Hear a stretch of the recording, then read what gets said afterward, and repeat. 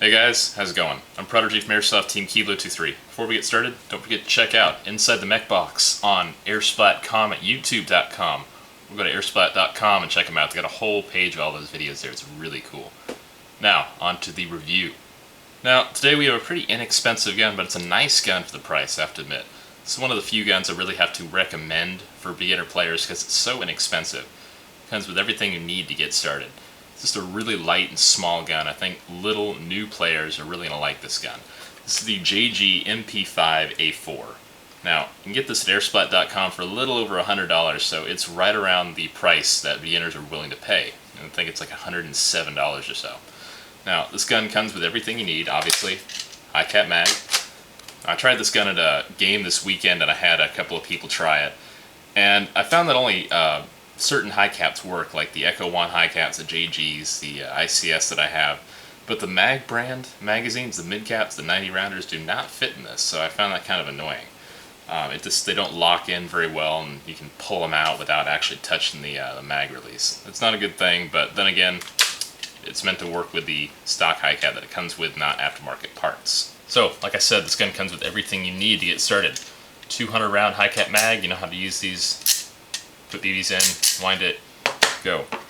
8.4 volt mini type 1100 mAh nickel metal hydride battery. I'm tired of NiCads. I'm really glad they started including NIM batteries and things like these.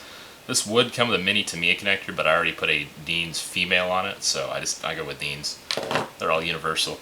Comes with a wall charger. Don't recommend using these. You can pick up a decent smart charger for $30, $35, and those will shut off when they're done charging. This thing just pumps power right into your battery. I've actually had batteries catch fire on me doing that when I was like 7, 8 years ago when I was just starting out. I actually did catch a battery on fire using a wall charger, so I really don't recommend those. You get a bag of .2s. These aren't the swiftest quality. I really recommend getting some decent ammo. I love Airsplat's brand ammo. It's really good stuff and it's pretty inexpensive. You also get the instruction manual. I actually haven't read this because I already took the gun apart. MP5s are the easiest thing in the world to use. And you get a little cleaning rod. This one's pretty short. It's about maybe 16 inches long.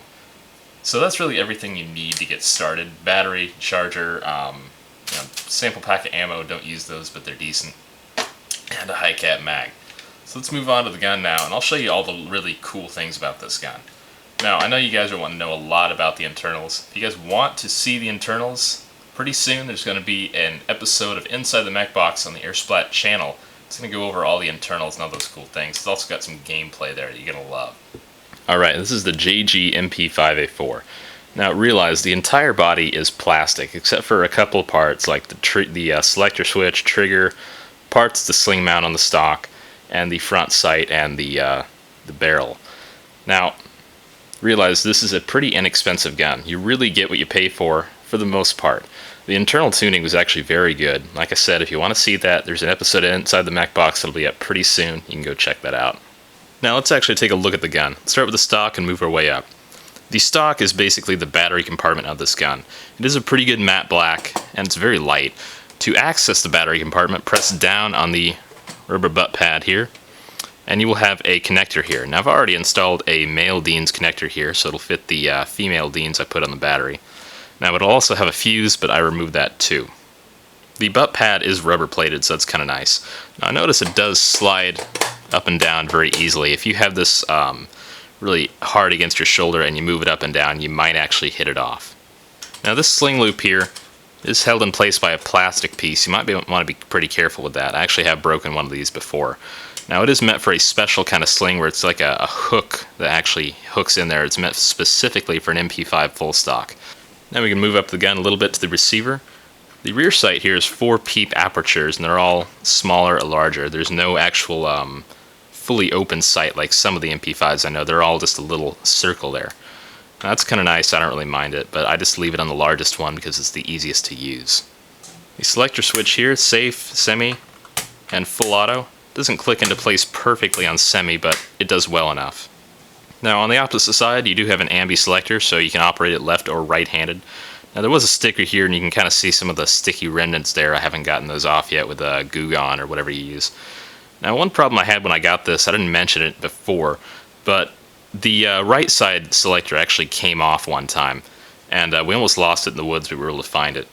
Now I actually super glued it onto the shaft that's in there, so it'll actually stay put. So you might want to just super glue that on to the shaft that's in there just to make sure it stays and that doesn't fall out in the woods when you're playing. Now one thing I did not like about the receiver here is that even on safe, the trigger can be pulled most of the way, but not all the way so that you can actually fire the gun. It's kind of disorienting, and it's a little weird. I don't particularly like it. I'm just glad the safety actually functions, so that when you pull the trigger, it won't fire on safe. Now everyone knows how to use a magazine, right? You put it in, clicks into place, not a whole lot of wobble, which is nice. Plastic bodies usually have a little extra wobble, but this one doesn't have too much. You can either A, press this button, which no one really wants to stick their finger all the way up here. It's kind of weird. I guess they tried to make it like an M4 with the mag release, but kind of failed. Or you can do this. You just press the button there and it comes right out. Moving up the gun a little bit to the handguard. Yes, the entire charging tube here is plastic, as well as the body and the lower receiver and the stock, and most of the gun.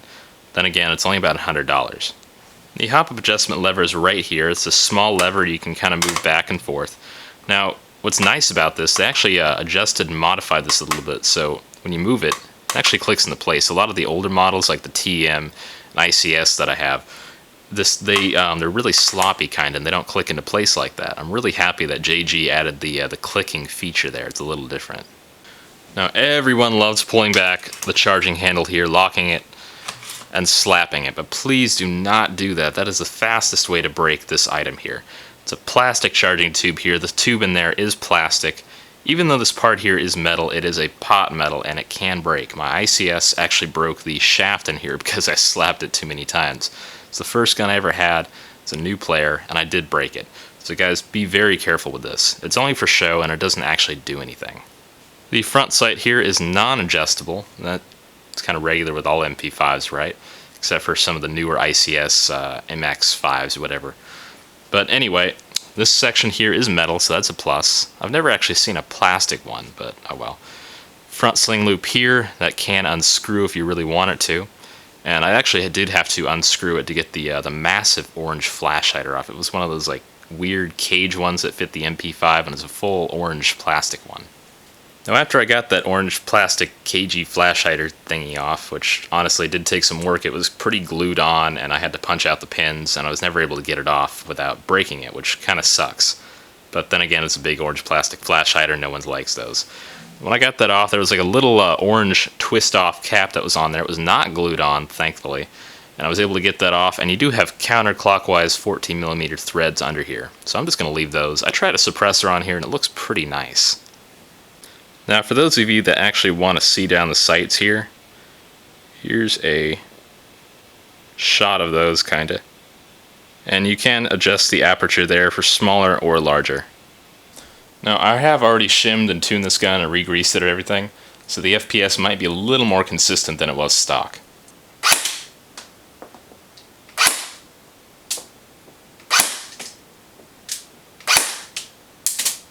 Alright, this has been the JG MP5 A4. Like I said, it's a nifty little gun. It's pretty good for beginners. I can really recommend it for new players that are just starting out. For a little over $100, it's a hard bargain to beat. Thanks for watching. I'm Prodigy from Airsoft Team Kilo23. Again, don't forget to check out Inside the Mech Box at Airsplat.com on YouTube.com, or go to their website, airsplat.com. Thanks for watching. Take it easy.